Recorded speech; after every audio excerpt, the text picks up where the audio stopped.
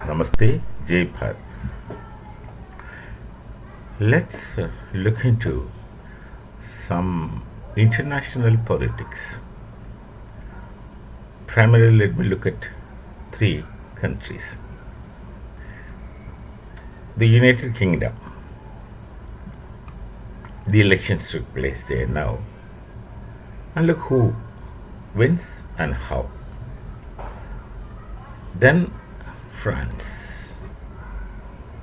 And now, this morning, the former US President Donald Trump.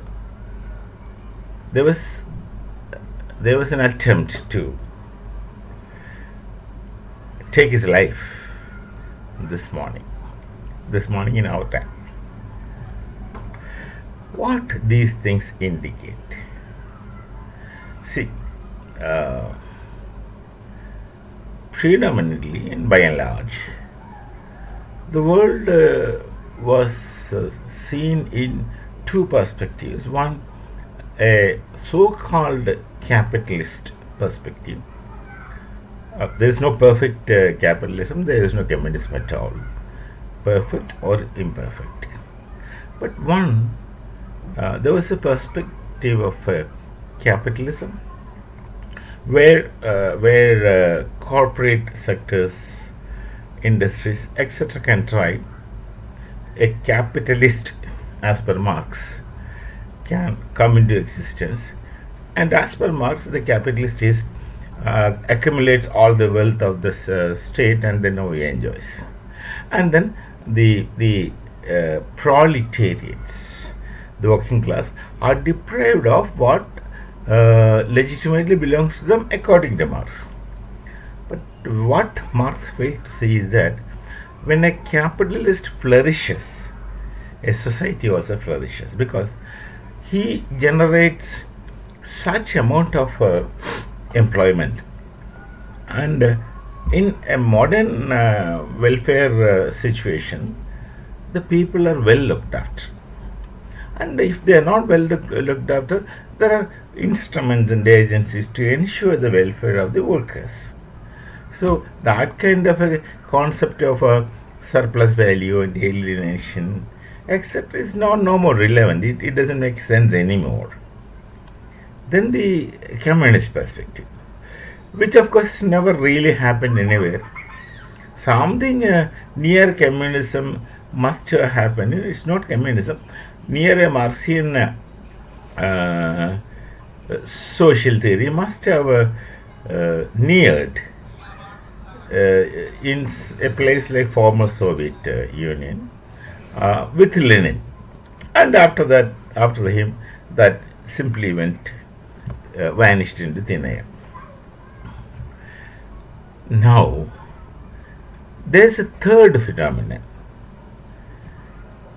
First of all, we know that there is a Darul Islam aspiring group. Darul Islam would mean pan-Islamism. There's a pan-Islamism aspiring group who are well funded, educated also, at least their leaders are educated also, who have some soft corner or even nexus with the jihadis. These people, they just can't penetrate into politics as it comes, but they have devised a new technique which I think must have begun with Gaddafi's time. It must have begun then, or even before, I am not very sure. But the thing is that since they cannot directly intervene in a society with this Darul Islam, pan-Islamic notions, thoughts, ideas, they disguise themselves as left liberals. Liberals, but left. Leftists pretending to be liberals, but actually the left liberals are Islamic left liberals. They pretend that it's easy for them. Now, why do they take the left, that is the Marxian dress? Why do they go for the Marxian attire?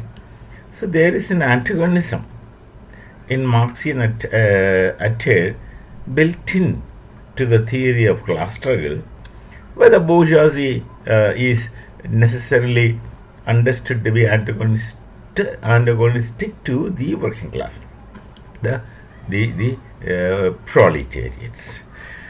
Now these people, the Islamic left liberals, project themselves to be something of a updated modern type of proletariat working class, and they try to project the right wings as the bourgeoisie. So they can, using the Marxian devices, Marxian ideology, they can rather freely attack and weaken the right wings, which after some time shall be in their interest, because left the Marxian things can withdraw anytime, and it can be easily substituted with whatever ideology they wanted to project, which is expected to deal to this Darul Islam concept, Pan Islamism. I just said this. With this understanding, look at UK, England, look at France, and start watching US. I need not to go into the details. This is a kind of archetype understanding on the basis of which you try to evaluate the situations in these three countries. Who wins? Who wins how? Who tries to capture power with what kind of combinations or alliances? They succeed easily. They tried this desperately in Bharat in the last general elections.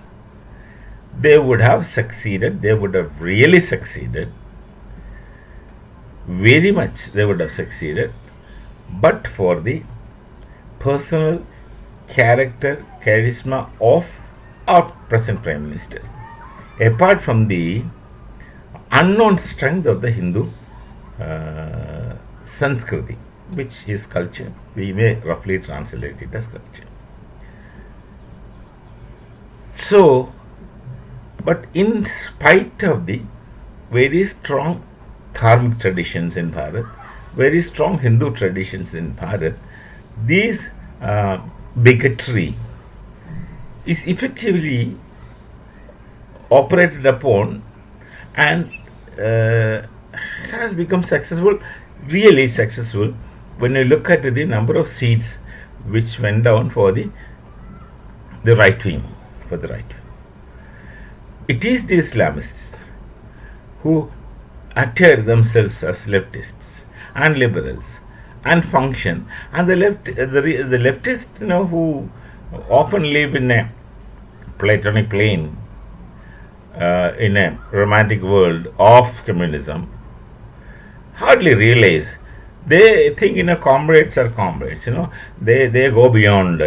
They supposed to. They believe themselves that they are beyond frames of religion. So for them, it makes no difference. This is where they take advantage, and this is happening in the many parts in the world.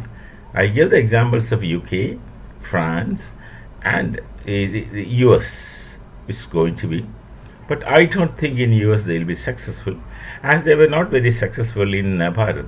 They have succeeded by virtue of the advancement which they made, but what opposed to them is a strong traditional Hindu roots, and then the Hindus have this serious sense of belonging to the nation, and anything that goes against a nation they reject.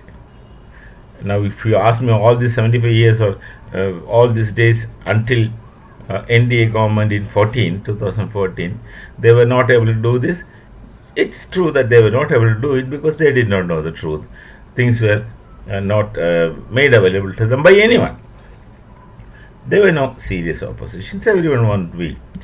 Here we were also under the influence of the left, Islamic left liberals for all these years. Look at the education ministers of Bharat, who all used to be the education ministers, and how they have influenced the education of Bharat. The details and data are available. I think it must be available in the internet. You can look for that. So, this is a new nexus. On the one hand, communism, socialism. On the other hand, capitalism, so-called right wing. But this is something coming in between with this kind of intentions. Another kind of politics is evolving, which already must have, as I understand, it must have begun with Gaddafi, who took a soft corner towards Marx, even stated so. But must have started even before that. I've never thought about that. So this is something which is evolving, which something new. You have to make new understandings. You have to make new strategies of countering it and overcoming it for a better world, for a comfortable world, for a smooth world. These kind of hindrances must be overcome. Let's think, keep thinking until we meet again with another piece of talk. Namaste. Jai Bharat, Jai Shri Ram.